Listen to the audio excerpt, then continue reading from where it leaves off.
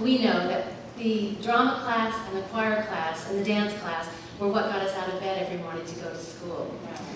As educators, we think many times, what do we need to do to prepare our kids for this 21st century workforce?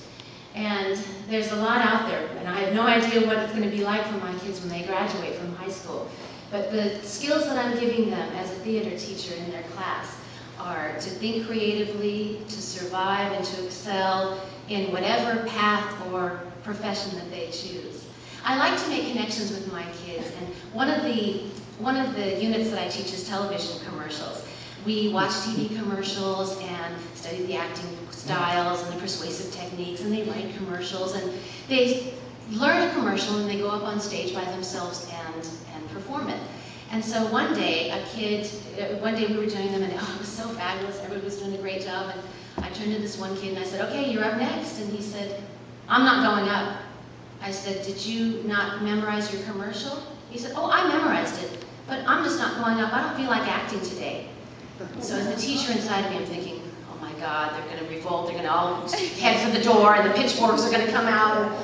But of course, on the outside, I calmly said, well, if you're in a drama class, why aren't you going to participate? What would you rather be doing? And he said, well, I'm an athlete, I'd rather be doing PE. And I thought, okay, so what do you want to do when you grow up? And he said, I want to be a professional basketball player. And you could see his eyes light up. I said, wow, I bet you'd be really good at it.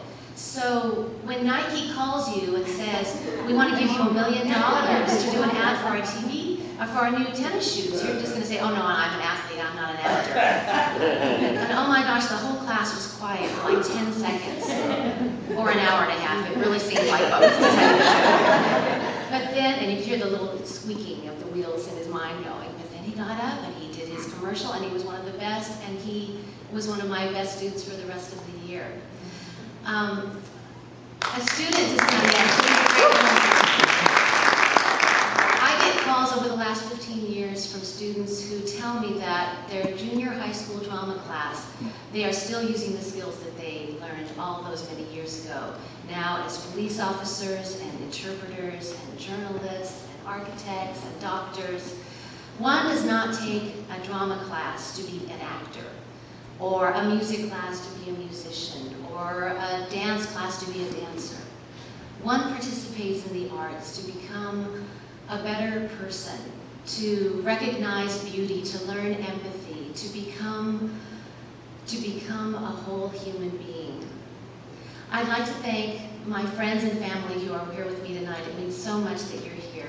I especially would like to thank my mom, Lori Maxwell, who is an amazing person who has encouraged me for my entire life. And I've been lucky enough to direct her on stage a couple of times. The best thing is to be able to direct your mom. I said, stage left, stage left!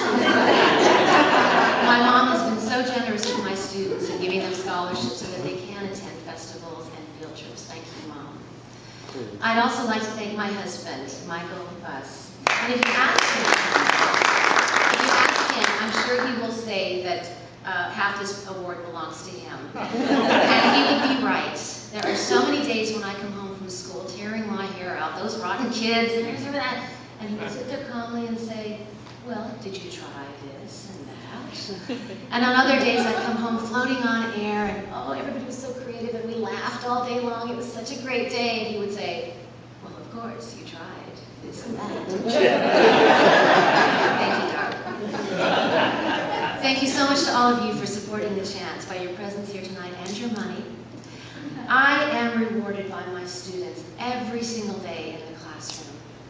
But this is going to be so great on the shelf. Thank you so much. I hope you enjoyed the